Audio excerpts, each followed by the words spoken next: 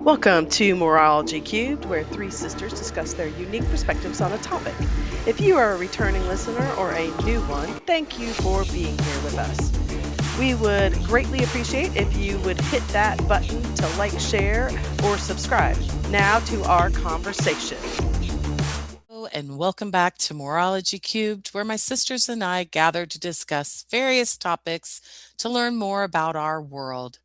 Please subscribe and post a comment with your thoughts and anything you would like to discuss. Also, if you're enjoying the discussions we have, please like our video. It does help. So, to begin, last time we met, we were discussing some new innovations with cancer treatments.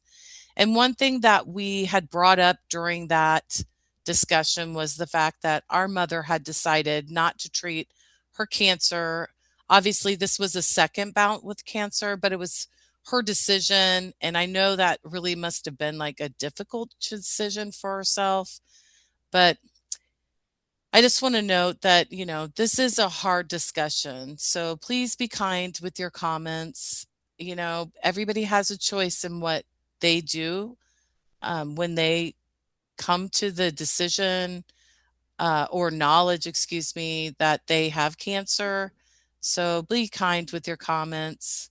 Um, so after that, we kind of were questioning how many people choose to forego treatments and why would they make that decision?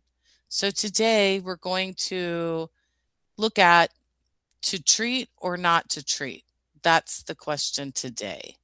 So in 2025, there was an estimated over 2 million individuals notified that they had some type of cancer. Interestingly, though, there were a fraction that chose not to treat their cancer. So I thought what we'd do is we'd start by just looking at some of the cancer statistics that are out there, and then we can kind of discuss why people may choose not to like treat their cancer. So I'm going to start by sharing. Hold on just a second.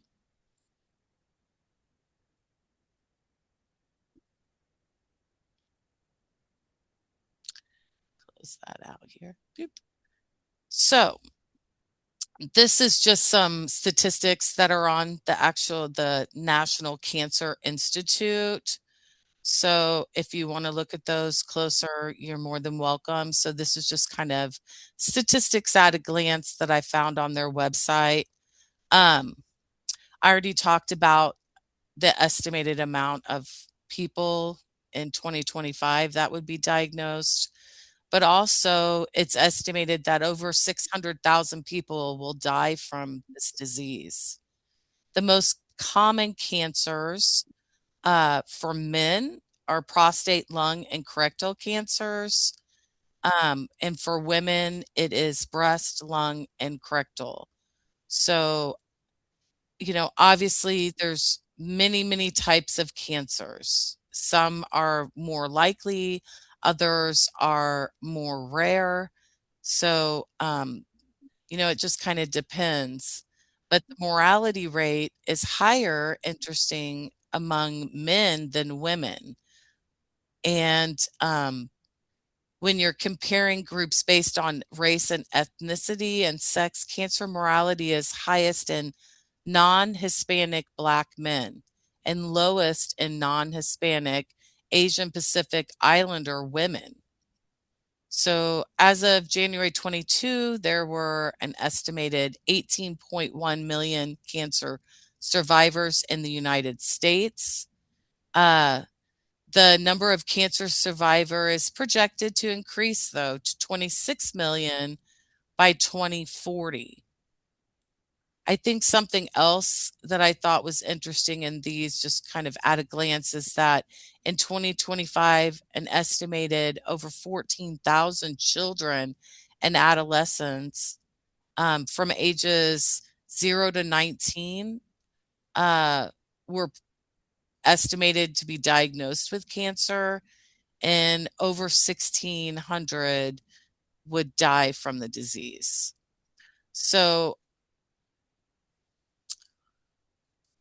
another factor is the cost, and it's estimated that the national expenditures for cancer care in the United States in 2020 would be over $208.9 billion.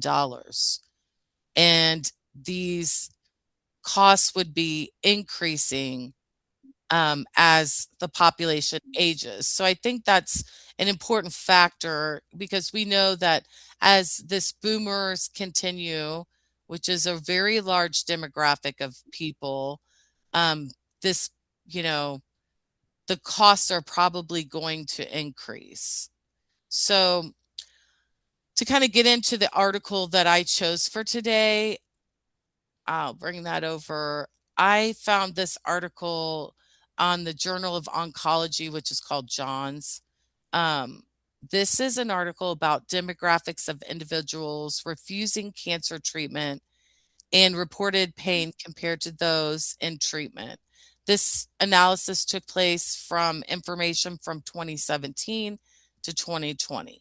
So I just wanted to kind of show you some of the statistics that are down below. So I have a question, Yeah, Angie. sure. Were Go you, ahead. were you surprised that men have a higher mortality rate in general? Did that I surprise you? am quite surprised because often women have more like autoimmune type issues. So, since women have a higher rate of autoimmune, I would have thought that they would have had a higher rate of cancer. Uh, I don't know. I thought that men, I mean, that did not like phase me at all. Because, I feel like men a lot of times brush things off as not being that, like, oh, it's not that important, it's not that bad, and that sort of stuff. And maybe it'll change with younger generations. But I that's mean, just possible. personal experience, I feel like what dad went through and the refusal to do anything about it at the beginning of when he found out that he had prostate cancer. That just did not surprise me at all. Yeah, I Yeah. wasn't surprised by that either, but maybe for a slightly different reason, because I think whether you get treatment or not is more generational than or you're more aware and then seek treatment is maybe more generational than based on sex. I don't know that for sure. It's my opinion. What I think is that I feel like men in general, and not every man for sure, but in men in general, I think that they're less likely to go see a doctor because they don't want to ask for that kind of help. Mhm. They're more compartmentalized and avoidant in many cases when it comes to their personal health. Not Well, I so see much this. others, but I their saw a personal health. statistic that it was like 9 point something percent refuse care in general. Men, It might even be in this upper here. What was you're talking it? about men? Uh, I think that was just overall. I was Okay. trying to see. Yeah, but it might break it down here, but I just thought that was an interesting concept. I was a little surprised that it was that demographically, it was non-African men with the highest mortality rate versus African men, because I've read a lot of things that talk Right. about how they don't African men, Afro-American men do not get nearly as good of treatment in general as white men.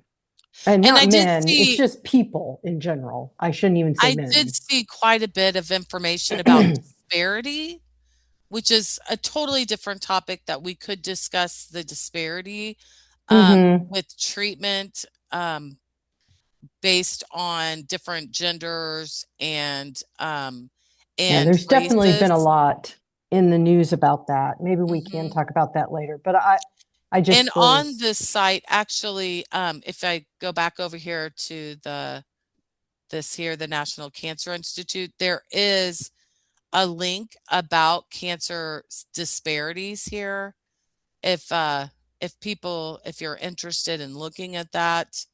um you know this Yeah. is just kind of at a glance. I didn't want to go too in depth with just that information, but just I think it's important to know some of this information though, that Yeah. you Like know who's it impacting? I agree. right, the morality, the more, sorry, not morality, Mortality. mortality rate, yeah, definitely higher among women. And I mean, that's significant if you look at it. 171.5 per 100,000 for men, and 123, uh sorry, here, point 0.3 per 100,000 women. So yeah. Yeah. Well, and the thing is that, according to the National Cancer Database, which is some of the information that you're gathering, they say approximately 9.2% of patients receive no first course of treatment. Now, I will say that one of the things that your article said, Angie, was the idea Mhm. that basically the um, that a lot of people, once they get starting to get a lot more pain and things like that, what they found is that that's when they start wanting to get treatment.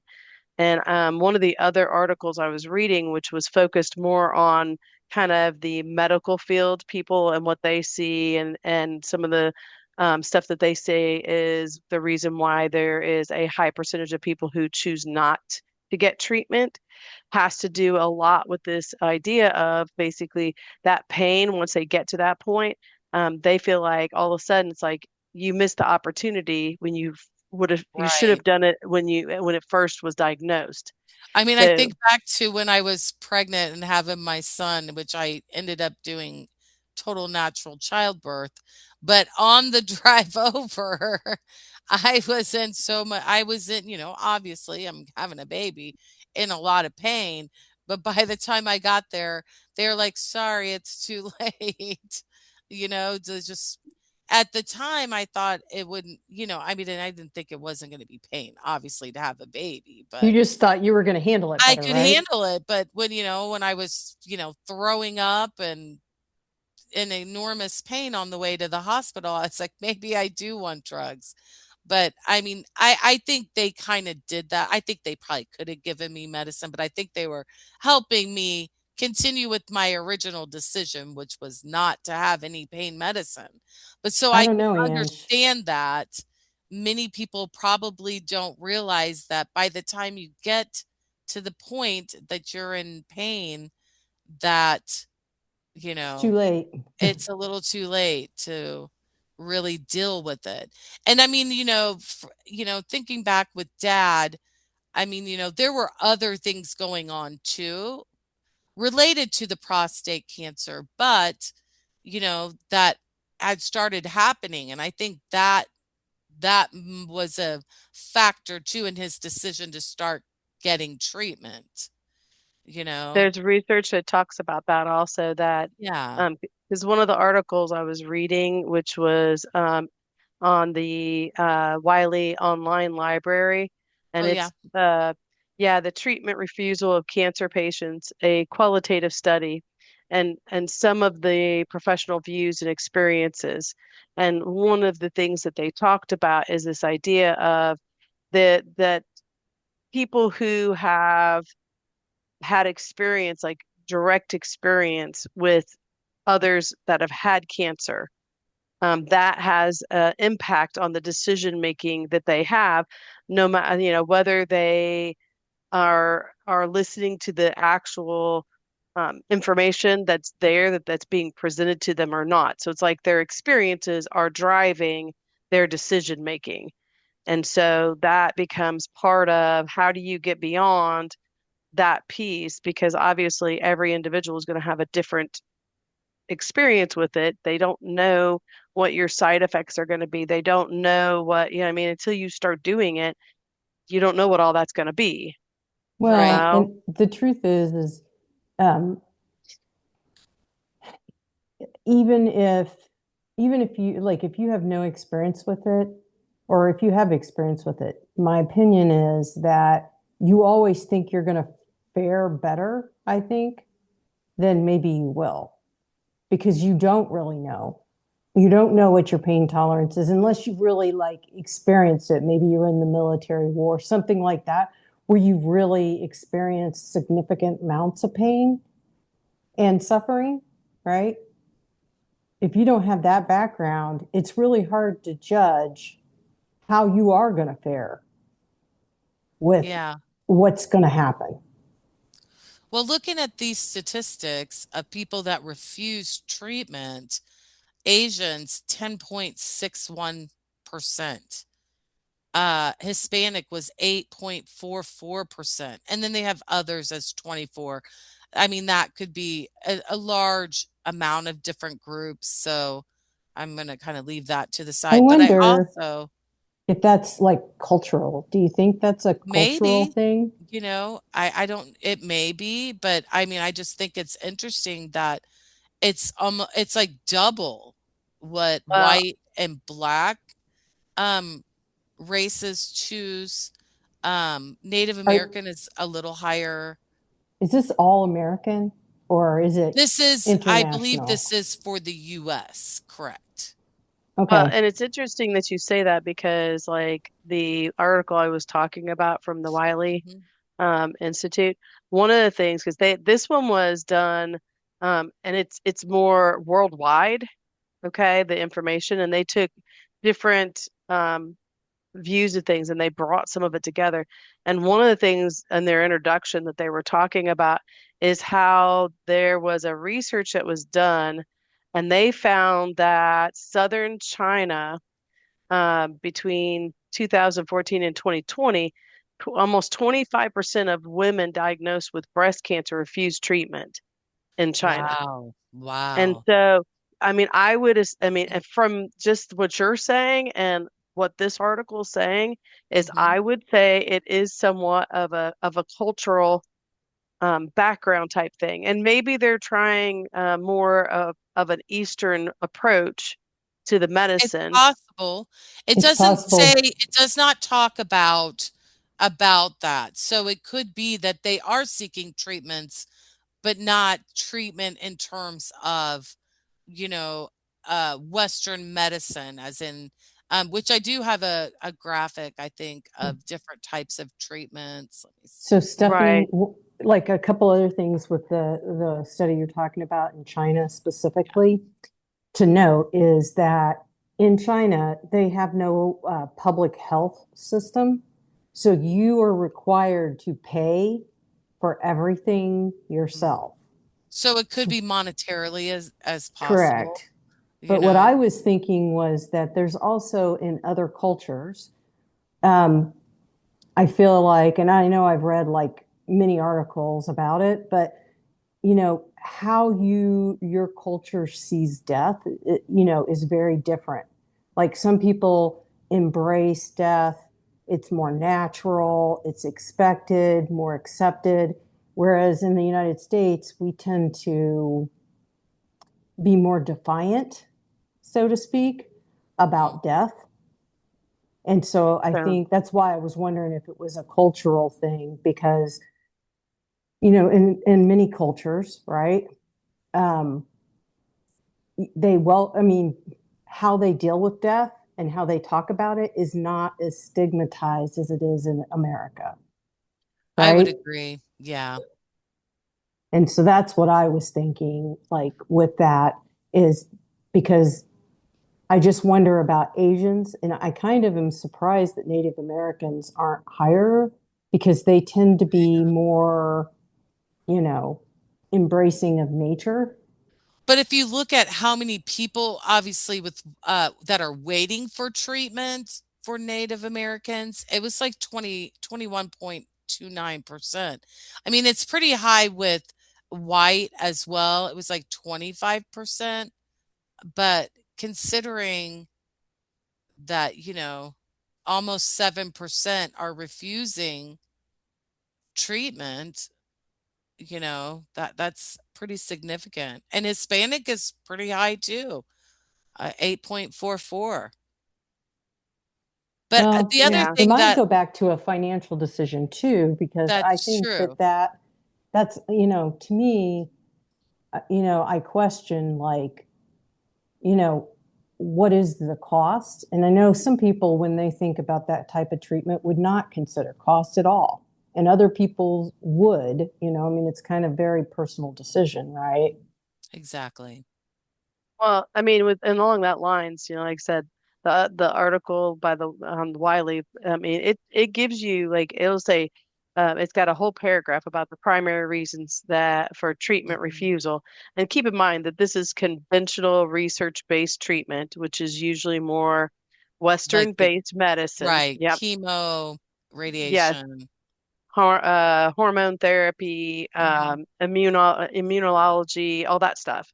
So, well, they gave some reasons. What they said, Andrew, your battery's low.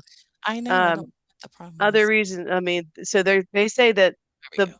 what they're saying and they're pushing is this idea um, that a lot of people are concerned about the efficacy of the oncology treatment and the side effects of the Mm, treatment. And so there's which is a understandable. mistrust. There's a mistrust or there is a misinformation about treatments that make people not trust it. And then they go into other reasons and they talk about loss of control of their lives, hopelessness, denial that about their cancer diagnosis. Uh, Diagnosis, yeah. Thank you. Concern regarding quality of life, and then a strong belief in alternative medicines, depression, and spirituality. Um, and that's some of those things, which is kind of interesting if you think about it. I was a little like taken back by the idea that, um, and maybe not so much so, but when I first read it, I was taken back by the idea that there's such a mistrust of the health industry Mm, and of the information and the types of treatments that are out there and misinformation about the side effects that could happen. So you have to almost ask yourself if that's the truth, then where are people getting their information from mostly, and what does that do to drive their decision to get treatment or to not get treatment? well, if we look at these statistics, it's pushing what over 11, let's see, 11.5% that have less than a high school diploma are refusing treatment. We're talking I like was going to say, percent. look at the pattern. It's pretty Yeah. consistent, you know. And Once you get to graduated college, right, or technical school, yeah, it that drops to percent 3%. seriously drops. And so Yeah. one of the things that so when mom and dad, when each of them were going through the things that they went through before they passed away, one of the things that struck me was, as a very analytical person, like I want to understand like what, you know I want to understand some of the data and the risk and the pros cons, those kinds of things, right? And Right. like, I think too often we just say this is this way and we don't really understand like, so what percentage of the people that were treated, Let's look at these had numbers too. success, what percentage didn't. And what struck me was that none of that really helps you make a decision. I mean, because it's so complicated. It's not, there is no like right answer or better answer or worse answer. I mean, all of that, even if you question it, even if you try to understand it, even the doctors that try to understand it don't always understand it. So, uh, like I said, I went into both of those experiences thinking in a more, I think, black and white. Like Hmm. here, if you have the information, then you can make an informed decision. And what I Right. came out with was even with the information, there's not enough information to make an informed decision. Well, I think sometimes too is that you know, someone who may not have as much education, it might be just overwhelming, because there's a lot of information that you may not understand because you haven't had any educational background in some of the things that they're discussing. I mean, I could see easily that someone with less than a high school degree might be more leery because they don't really even understand what's being said, what the information that's being provided. That is true. It also could be that they don't have access to the same type of care, That's true. Yep. you know. I mean, I think that probably plays a role in it, but it's very interesting. Like I said, even as somebody, I mean, I'm not like the smartest person ever, but I mean, No, yeah, none of I've us. gone, I mean, I have, a master's degree. And so even with that, it was overwhelming to try to understand and put it in a framework that you could make a decision on. Right. Well, I and think I think go part ahead, of it, Steffi. Jennifer, yeah, I think part of it also is, um, I know that like when mom got diagnosed with cancer the first time, um, even though we all probably realized that eventually she would get cancer. I mean, I think we all kind of knew that in Well, some yeah, way. she smoked like a sieve. Of course, we That's all knew she right. was getting But here's the cancer. thing. The it was still to hear the words and have the diagnosis. It was overwhelming in the sense of like, oh crap. It like we knew that that might happen, but having a might happen versus this is happening is overwhelming emotionally. And so therefore, I think sometimes, I mean, I know mom often wanted somebody else to go with her to the appointments. And the reason being is because she felt like she was going to miss information.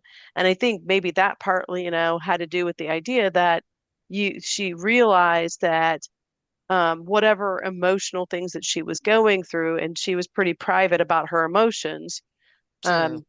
She knew well enough to know that when you're in that kind of state of mind, a lot of times you miss information that's being said to you, or you hear what they're saying, but you didn't really hear it, what they said. And so she was, I think that's part of the reason she always asked for somebody to go with her. Like I can remember going to multiple appointments with her because she's like, "Well, go with me to this appointment, you know, and tell me what you heard." You know what I mean? I'm like, okay. But Right. now thinking back on it, retrospect's always one of the better things. But looking back on it, I think part of it may have been somewhat of that is the idea that it is overwhelming. I mean, I mean, you are facing the morality of your own life. And if you don't beat the cancer at that moment, it's to sure be to your death, no matter what age you are. And I think that's, I mean, and it's kind of crazy. I think little kids don't know as as adults we know death. Little kids don't know Right. death. And so I feel like they probably deal with it a little differently because they've not lived as long. They don't have that kind of experience. They don't have you don't, when do you start thinking about like your own morality? Well, you don't start thinking about Well, your own morality until you get older, most of the true, time. but you Most of the time. also, Well, I'd kids. say for the most part, yes. There are those few because death has touched them. A grandparent passed away, But something like even that then, brings the those thoughts to way, their mind. like developmentally, the way kids think is different, which contributes to like how they feel about it, Well, and I right? think the impacts of how people around you behaving, what their behavior is, will also impact how you feel about this. If they're, you know, distraught over someone passing away, it may be a different impact than someone who's, celebrating this family member or person, so that may impact the way a child will see death. I would assume that, Right. And I would think that, I mean, Hmm. the other part is it's kind of like what Jennifer was talking about. I think culturally, that's part of it too. Some yeah, cultures embrace, the idea that death is just a part of life and Right, their it's just a part, ancestors. right, and things like that. So I think Well, that might have a little bit to do with it, but I mean, when it comes to deciding if you're going to get treatment or not, you know, really trying to, you know, where do you go with that information? How do you sift through information that is muddy and murky in the first place and make a good decision on your part? Because that's the hard part is, you know, it's a very personal decision. And I think that, you know, most of us, when our emotions are running high, and when you're obviously diagnosed with cancer, your emotion's going to run high. How do you pull yourself back enough to make um, a decision that's based on really good information, yeah, as accurate of information as possible, because that you and I both know it's not all accurate. yeah. Well, yes, and it's very personalized because what might be true for one patient won't be true for another. So, well, the other thing I noticed about your statistics, Angie, that I Yeah. find rather interesting is if you look by gender, right? Look how Hmm. close the people like refusal or doing treatment or not. Right. Um, Look how close men and women are, male What's and the Yeah. female percentage are. there? It What's the is percentage? really close percentage. Right. There isn't like, Males 5.96% refuse, females 6.2. right. And That's the interesting. reason, yeah, the Hmm. reason I find that interesting is because mortality is higher in men. And yet the refusal rate is pretty close to the same. Right. It's just slightly I wonder if low. men Hmm. wait longer to I would go That's and say what get they I something think. done. probably do, at least in what we've seen. Most of the men that we know around us are ones, not all, but most are ones that will put things off related to their health. Well, think about And this. So I started just thinking about like what you were saying about the men. And I mean, I'm thinking about, okay, so dad knew he had prostate cancer and kind of brushed it off for a long time until it just really got to be a beast. Um, then I think about like Uncle Bud. Uncle Bud had cancer and he fought it and fought it and fought it, but I don't think he went too early. Uncle Jack, he definitely didn't go too early. Yeah. Um, Steve, he Steve did, yeah, Steve, our I mean, cousin. that's a different generation, but That is a different genre, but he waited. I mean, and the thing Steve's is our that cousin, just if you yeah, don't understand who yeah. we're talking about. but yeah, some random guy. Yes. And Some random guy. he was about our age. And Right. He would have been our age. He's passed away. He had pancreatic cancer. And it was very quick. And yeah, I don't think he was treating. Do you guys recall, was he He he doing did. any started treatment? treatment, He It started was treatment. just so The late. the but it was problem too was late that because he it was went like in into his liver. stage, yeah, Yeah, he that's was the in problem. like stage 3 or 4 And cancer the by the time pancreatic went into the they, liver. yep, That's and what they said. yep. And I mean, by the time he found out, he was way far again, because, if you're not, getting your a colonoscopy or whatever it is, you know, Yep. to detect these things, he had had some pain, right? And he just wrote it off and kept going until it got to the point where he was like in so much pain, he went to the emergency room, and that's when they found out. And, I mean, I feel like if cancer is to the point where you're in so much pain that you're going to, an emergency room, you have gone past the point of doing anything than probably, extending something out by a little bit of time, a couple of months maybe. Well, Well, and looking that's at what they were this talking about. too, talking about the type of cancer he had, which was pancreatic cancer, if you look, uh, it's a much higher statistic for people refusing care to internal organs Yep. Oh, compared, I mean, it's almost double compared to all of the others. Well, and But that's I I what also I noticed. wonder think, if that's because people are waiting too long and by then they're like, "Can't forget it," or if it's I mean, why that would be like almost 50% higher, if not more, on some of them. I think it has to do with the prognosis too. Maybe. Probably. I would think so, but I would also think, I mean, think about this though. Internal organs, okay? So you're talking your pancreatic, or you're talking Yeah, about lung cancer, stomach, or you're talking about stomach liver. or liver or whatever. How do you know that you have cancer in those places until you start having major pain? Unless you go, I mean, and how many insurance companies are going to let you go on a hunch that I think I might have cancer, so can we do a CAT scan? Can we go and do that? Yeah. Most Well, insurance companies aren't going to depending let you on do that anyways. right, but you think they recommend that you get a colonoscopy, right? Right. At like 40 or whatever it is, right? And Correct. then, to look, so there are things like There are that. screenings, right, in Yes, for place.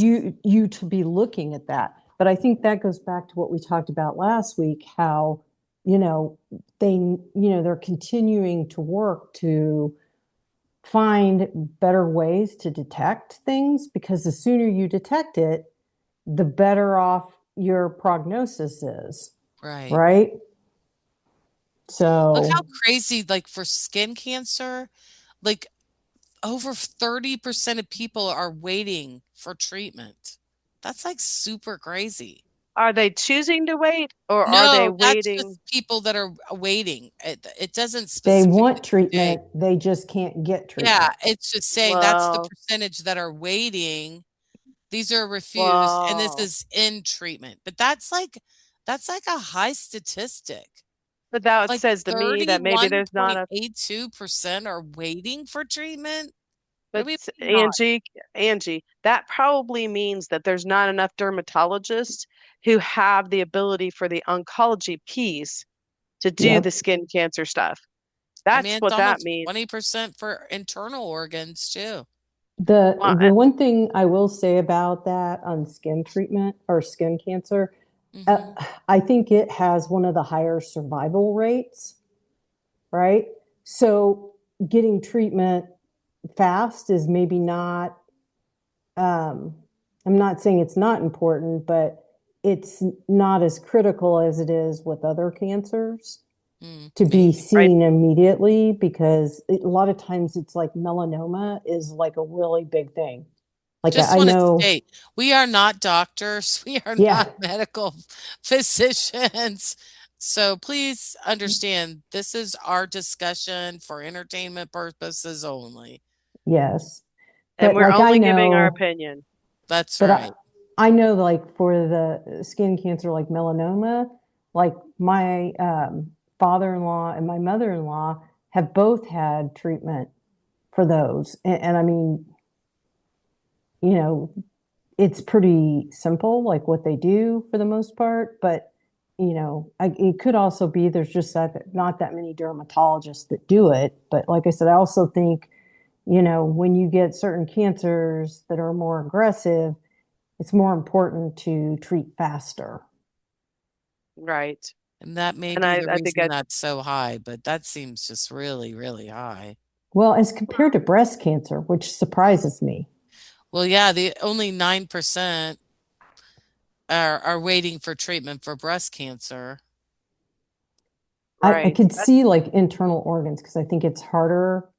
There's probably less people that do Well, those type of things. well, and if you have to, if you're being required to, okay, if the doctor is saying that what they want to do is basically open you up and take that out, I Or a mean, portion, that, like grandma had part of her stomach taken out. Our grandmother on our paternal side, she had stomach cancer and Grandma they took a Moore. portion of her stomach out. That's been hmm. a long time ago, but But I yeah, mean, again, what, will here's what's going to be interesting because these statistics are obviously what from 2017 to 2020. Right. These are 2017 to 2020. So it will be interesting to see now that they have some of the newer treatments out there that are what we've talked about in one of our other episodes. And if you missed that episode, go back and watch that one. It talks about some of the newer types of treatments that are coming out that are very revolutionary. Um, it makes me wonder if those numbers are going to change significantly because some of these new treatments are less evasive. That would And be interesting, yeah, in 10 years to look at the difference in, refusal rates from this period compared to 10 years from now. And I didn't see anything. I don't know if there's statistics prior. I didn't go into that, but it would be interesting to see even going back 10, 20 years what the difference of people that choose treatment versus choose like refuse treatment, you know? I don't know. I think that I agree. I definitely think the future would be interesting to see because I think there's such a high, like, especially today, that people mistrust. I mean, that idea of mistrusting like medical people and science in general. I'm wondering like how that will impact it. I mean, right, exactly. people are very, I mean, they're just, I mean, people don't trust anything hardly at all, it seems like, when it comes to science.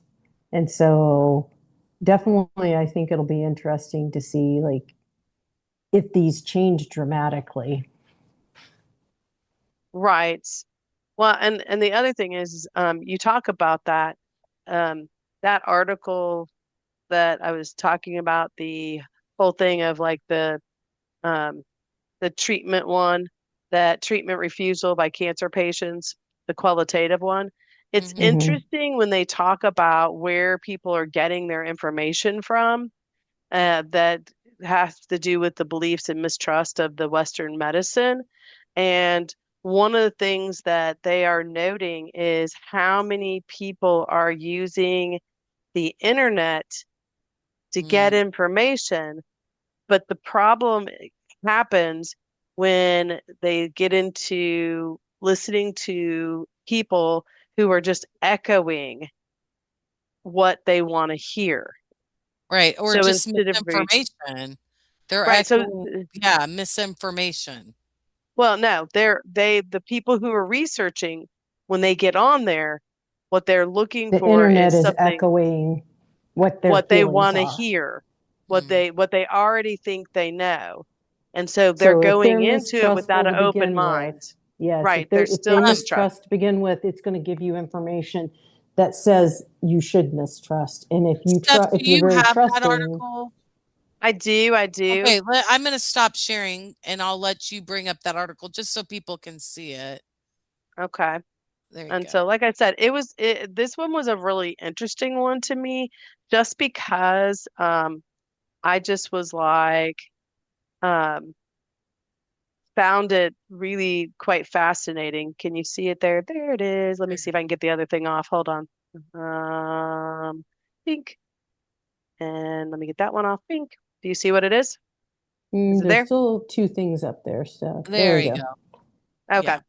So, I mean, so let me go up to the top so you can see what this is. This is on Wiley Online Library. It's treatment refusal by cancer patients, a qualitative um, study of oncology health professionals' view and experiences in Australia. Now, keep in mind, when they do the abstract, what's quite interesting is the abstract and the introduction give you like all this background of like things from all over the place.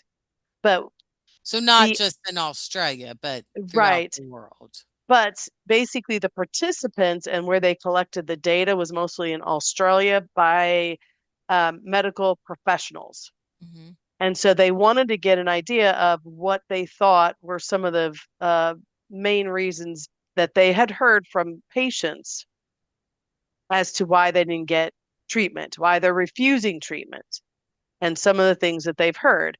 And so when I was talking about that, obviously they talk about anxiety and fear, which is some of the stuff we've talked about. The idea that you don't know what's coming, you don't know how it's going to affect you, you um, don't know what conventional treatment options are out there, and that sort of thing. And all of it's just kind of it's muddied. Like you don't you it's just you're in shock, and you don't know what's coming and you don't know if you're going to survive. And so there's a lot of that. But this is the one, belief and mistrust in Western medicine was the one Mm, I thought was very interesting as to where a lot of the people that even in Australia, where are they getting their information from? And a lot of the professionals, what they're hearing is they are getting information basically within the cultures and internet of the recent years. mm. And it's probably made it. And then they talk about obviously the echo chambers, the people who agree with them, who they think chemotherapy particularly is poisonous, and that pharmaceuticals are profiting and don't have your best interest at heart. Well, I And mean, it so, is definitely poisoning you. That is not a lie. no, I think I it mean, the depends on what that idea, means to you. right. right? I mean, a lot of people probably don't want to put poison, in their body. Yeah. And I and that's think and I think that's the hard that's a part. Yeah. true, yeah, I mean, it is a true statement that it is poisoning you because you're trying to kill cells, right? Right. But, a lot And of things kill cells, you know? Do you, yes, even do your own you, body, even your own mhm. body kills cells. But like, let's talk about drinking. What does it do? Or marijuana, right? Right. It's self-destructive too to your body, but we don't think of it that way, right? Because we don't really call it medicine per se, maybe. Yeah, they're Correct? definitely I had looked at an article related to refusal to specifically chemotherapy, the claims of it's a poison, it's going to impact your immune system. It's a carcinogen, which is basically why they don't want you to smoke.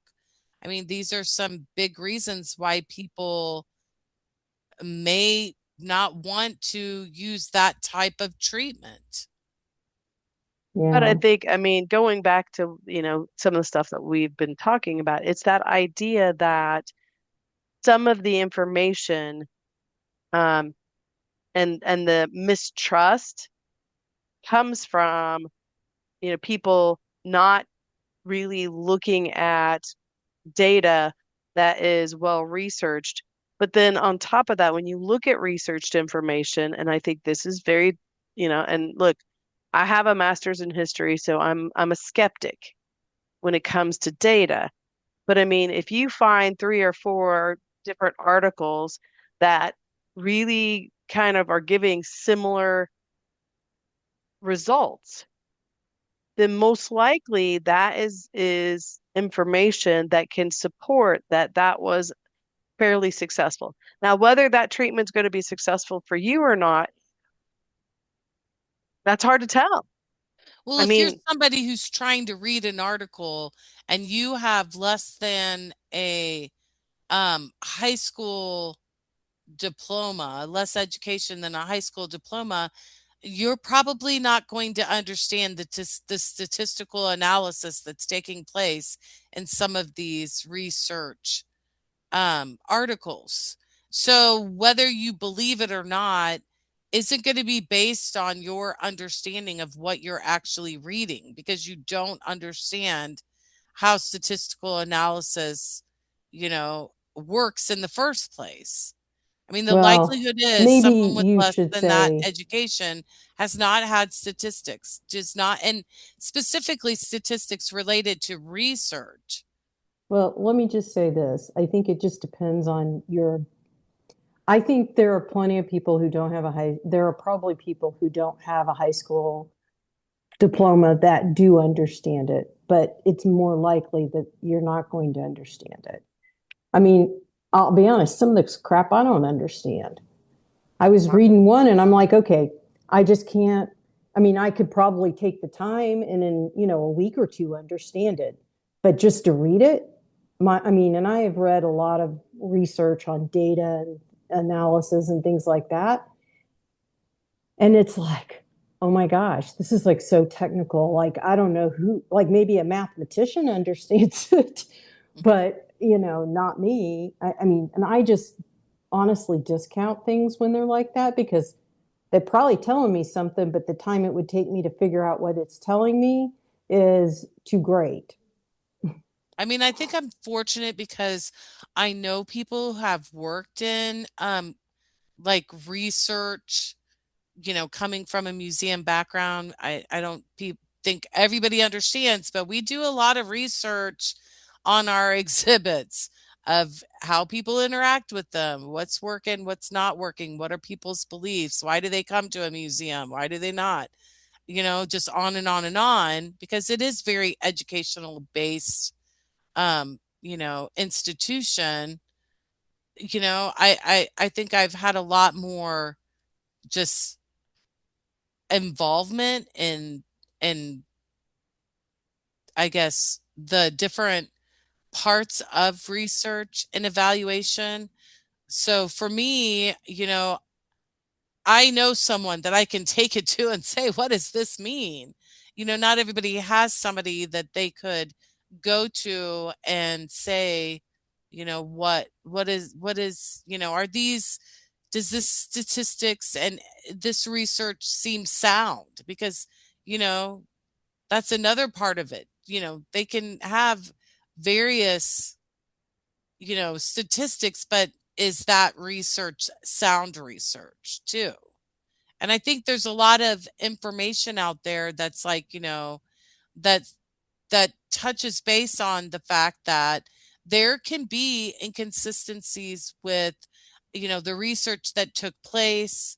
And, this information isn't good because of the people they pulled, what they used and didn't use. I mean, it just can go on and on, so I mean, Well, Yeah. and I all of mean, these I things are will impacting people.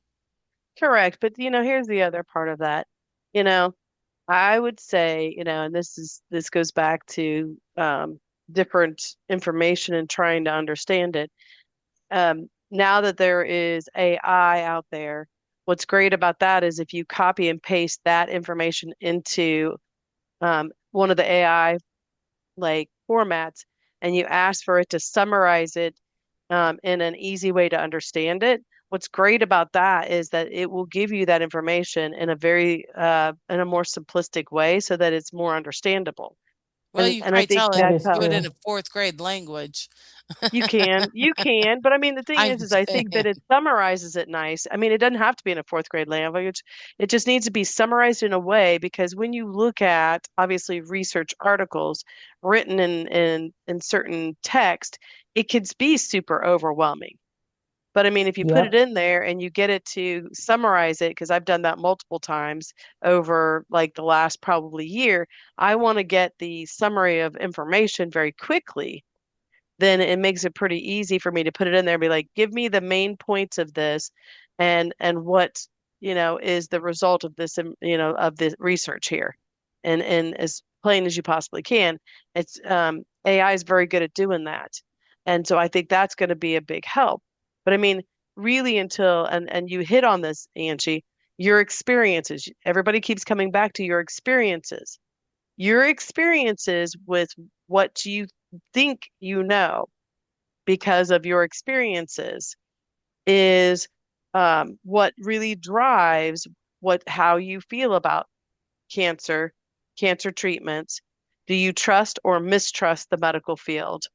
You know, is there, because there was even a thing on there that basically said that they were looking at the idea that there are people who actually they think there's a conspiracy theory out there.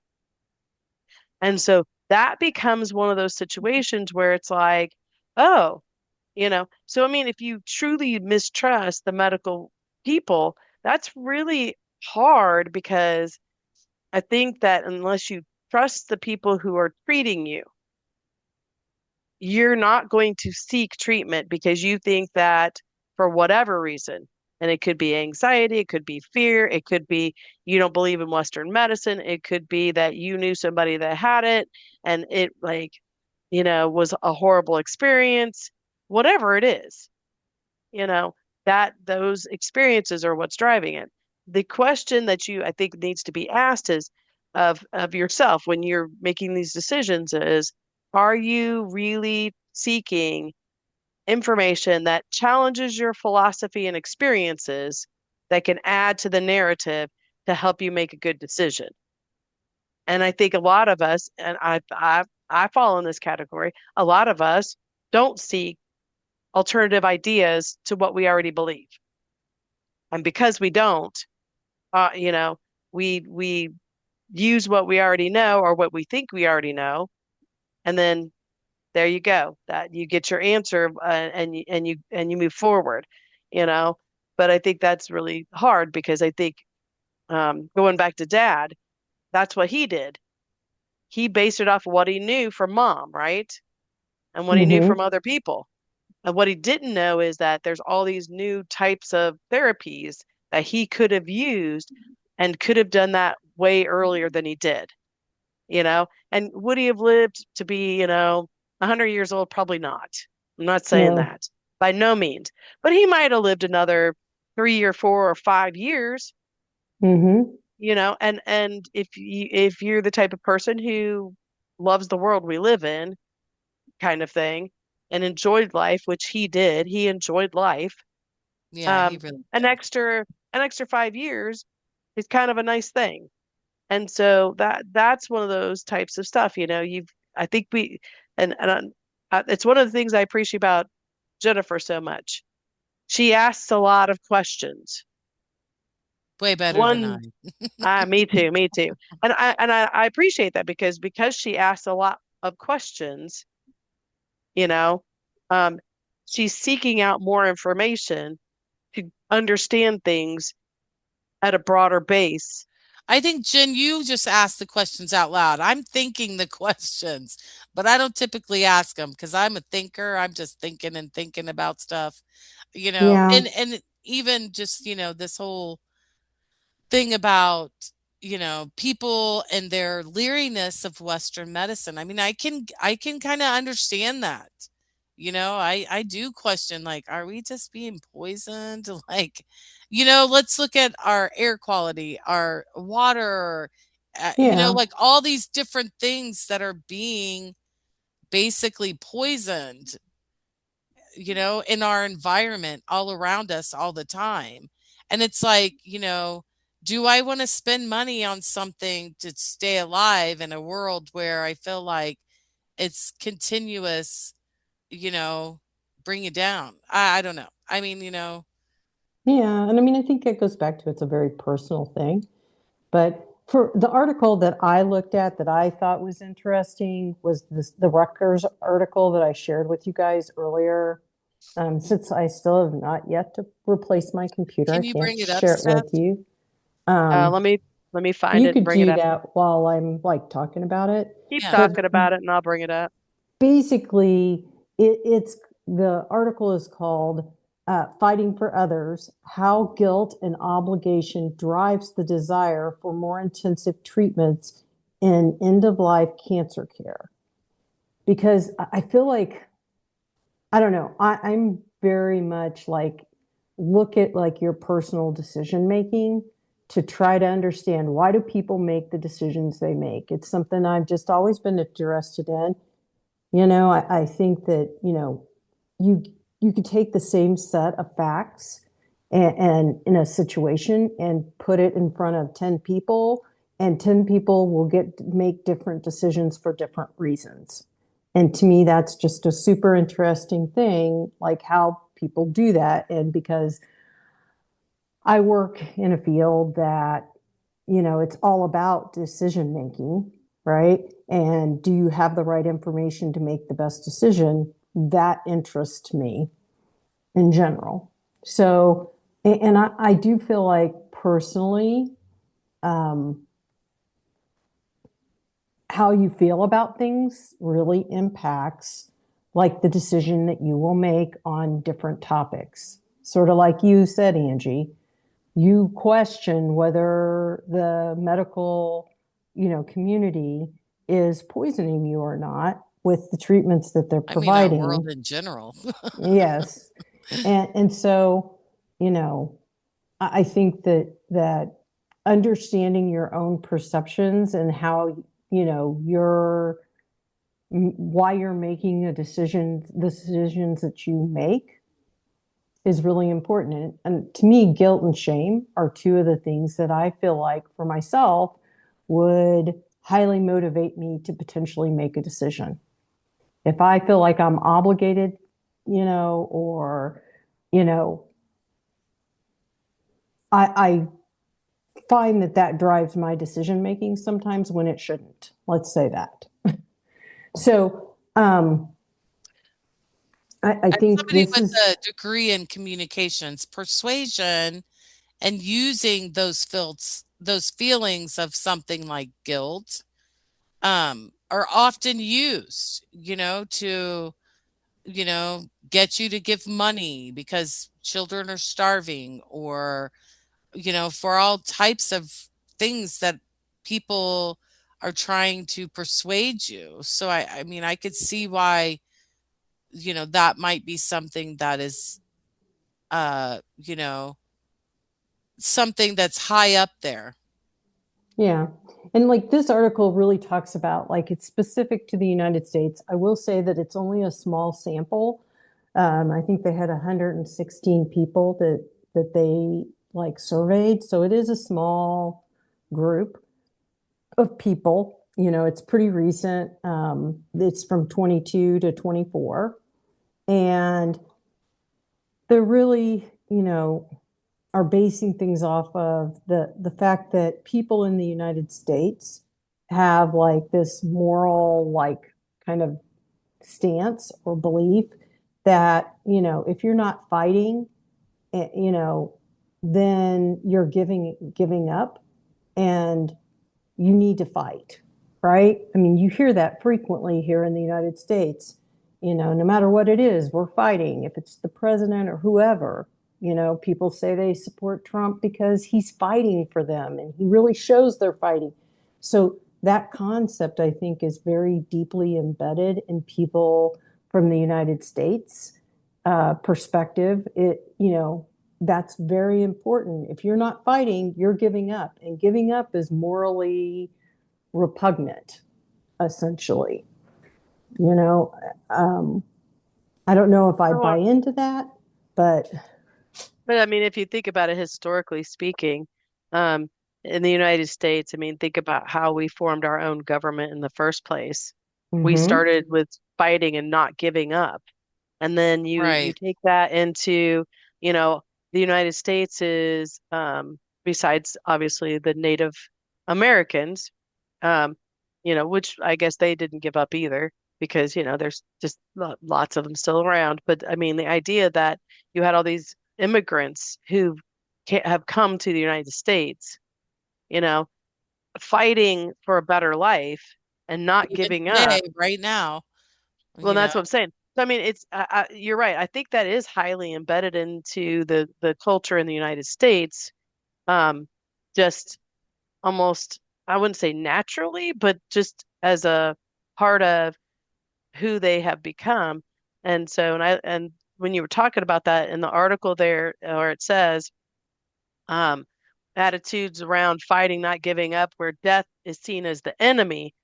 Again, that goes back to that whole thing of us talking about how the United States views death versus maybe how other cultures view death.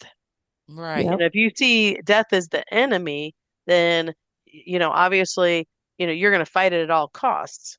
I mean, we have people in America that are spending more than $2 million a year to, you know, increase the length of their life. We have a guy who's I can't think of what his name is. I don't know if you guys have heard about that. But yeah, he's like some rich guy and he's doing this very specific regimen in order to extend his life. He's spending more than $2 million a year to be able to, and I mean, Follow there's that millions of regiment. people, yeah, millions of people watching this process that he's going through because he does like YouTube videos, he does various things, talks and things, but he has like this crazy. I just saw an article that he was talking about doing uh like blood transfusions from like his son or something. Yeah. Yeah, It, you should share that because it's sort of interesting that, yeah, how much is I wonder how much of that is his ego I don't know. versus Or the if it's more underlying. science, I want to, Yeah, no. I'll look up and try and figure out what his name is really quick. While you guys can talk. yeah. Well, and Well, and that's yeah, go ahead, Jen. I was just going to say, so I mean, I think overall, like 88% of the people interviewed said that they're continuing potentially pointless treatment out of a moral obligation or for the benefits of their loved ones, and not because they really think that it's going to work. And to That's me, interesting. that sentiment is crazy. Yeah. His name's Brian Well, Johnson, and his project is what he's considering it, a project, is called Project Blueprint. So mm, it's a data-driven biological experiment aimed at slowing down and reversing the aging process. Brian Johnson. well, I will say this much though. I think that, what you've hit on this idea that we feel like we have a moral obligation, and that sort of thing. And that obviously there is dilemma that the patients have, which is what I'm like quoting this thing, who feel like they are falling short of some moral code and disappointing others. Mm, It's interesting that it says that because I feel like not maybe 10 years ago, I would probably would say that a lot of the idea that I did not want I wanted to live by expectations of others and please a lot of other people and keep the peace was very much part of my life every day. But as I've gotten older and once I passed the 50 marker and some different things happened in my own personal life, I feel like I'm living less by other people's expectation and learning that I don't owe them anything. I owe myself yeah, I, something, I think and that's a some of that mind too shift. is our mother too. I mean, not everybody has a mom who is the kind of person who will be like, no, I'm not doing that. And I don't know. I've been kind of that person too. I mean, there's a lot I'll go along with, but I, there's a lot I'll be like, no. But I Well, think some of it is, some of it is age. I think some of it, at least for us, is also, been taught to us by our own parents. Not all parents, some parents, are a little different. And I'm not saying, our parents weren't like help others or do things like that because they were very big on volunteering and helping and which you may not always want to do, but at the same point, they were very much, this is my decision and I will make it. I just feel like some of it is, I think, our age, but I think some of it too is the family that we've grown up in. you could Yeah, be I right, but agree. I'm gonna say I feel like with the way dad and mom both at towards the end of their life made certain decisions on their own part and that sort of thing that helped. But I think again, I think from just personally myself, especially over the past, I mean, really 5 years, um, I really have tried to get away from the idea that um, there are expectations by other people that I have to live up to. Oh, And I'm yeah. trying to get further away from that every day in the sense that I need to make good decisions. And I need to understand, and I don't get me wrong, I think this is really hard to do, and I try to do it every day. But the idea that I'm making good decisions and I don't have to own other people and their emotions. And so I think that's where that whole guilt and shame comes from, is that idea that you owe something to the people around you, when in reality, you really just owe stuff to yourself. And by being a good person, it will help other people around you, but you don't have to take on their emotions. And that's where that guilt and shame comes from, is the idea that you're taking on other people's emotions and that sort of thing. And it's hard because there's days I'm like, but really, to be honest with you, I'm starting to understand that it's not my responsibility. And then Yeah. But breaking I would down those just say expectations this have been hard. article, yeah, this article might like, it goes kind of against that because it also said that like 86% of the patients reported trying to appear more optimistic and physically well than they were feeling when their loved ones were present. And Mm. 41% said that they did the same thing when the doctor was that when their oncologist was in the room. Wow. Well, and I mean, That's a lot. that's a lot. That is a Yeah. lot, you know. Well, and again, you don't want to disappoint others, and I can see where that's at, 41% right here. Um, Hmm. um, I think Dad did that a lot, you He know. did. He had a Yeah. really interesting philosophy that he told me as he got older because I'd get upset with him when he didn't tell us that he wasn't feeling well, you know, or he didn't complain about things. Like, and then it'd be like all of a sudden something would be happening. He's like, oh, yeah, that was bothering me for a while, you I'm like, know? Dad, you Why gotta don't like you got to say tell me? something. Exactly. But his Yeah. philosophy was, and I think this makes sense to me. His philosophy was nobody wants to be around you when all you do is bitch and complain. I agree, And and I he liked to be around people. He loved people. And so he just stopped bitching and complaining because he wanted people to come around. here's the other thing. I mean, and I'm sure, I don't know if there's any even research out there. There probably is some, but there is this whole notion of when you tend to have a more positive outlook on life, that's that mindset piece. You tend to see the beauty of life more, which causes you less stress, and less Mm-hmm. stress in your life tends to help you have a better, healthier life. Whether you are physically healthier, I don't know, but mentally healthy you are. And I mean, it's kind Mm-hmm. of interesting because, Angie's talking about all the pollution and all the stuff like that. And in my mind, I'm like, oh, well, we had volcanoes back there that probably killed a ton of people in the past. And so there's been pollution in there forever. So I'm like looking out my window right now at like the beautiful Gulf Coast of Alabama right now. And I'm like, I don't know, it's kind of beautiful out right now. And so I think, with some of the stuff that we're talking about, some of it's just the way you see things. Your own You see perspective. things, yeah, it is your own perspective. And I mean, whether you're going to die today or you're going to die 50 years from now, nobody knows, you know?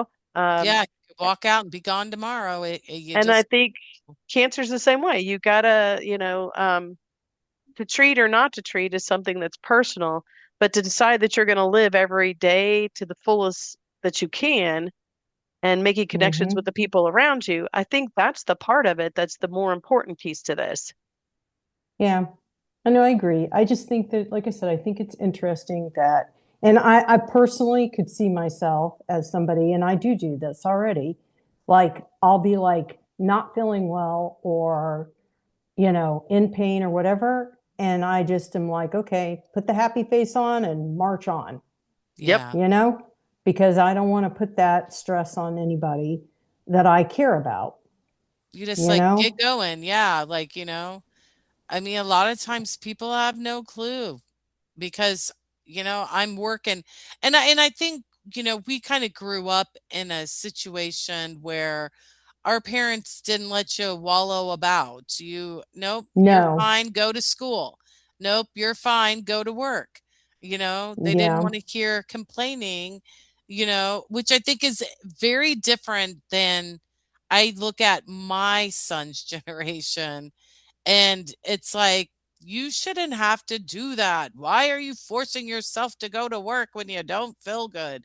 Because I'm the kind of person who has a migraine, throws up in the morning, and still goes into work, you know? Yeah. I'm just like, as you know, I just, I figure, I'll be fine after a while. I'll, get busy with work and forget about the headache I have, and it's just very different than his perspective on this, which I just think is like, I And don't know. Angie's talking about her son specifically, but I do think that, it is like, I think it's a fine balance. Like, I mean, I try to tell myself, look, sometimes you just need to stay home. If you're sick, you probably should stay home, I mean, there's but times if what I'm like is sick? throwing up and sick type thing, yeah, I'll Yeah. stay home, but I think it depends on what sick is to you.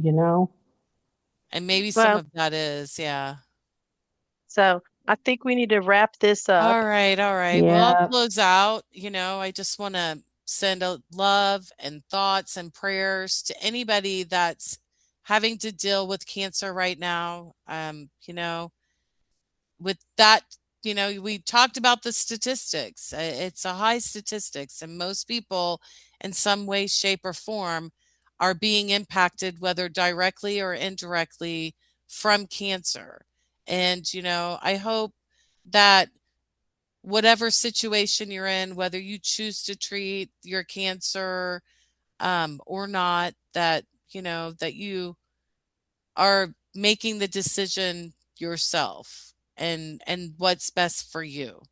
So I thank you for joining us today with my sisters at Mooreology³. And, if you have an idea or you have thoughts on anything that we discussed, please leave a comment and subscribe to our channel. Have a great day. See you Thank later. you for joining us. Thank you for joining us. Absolutely.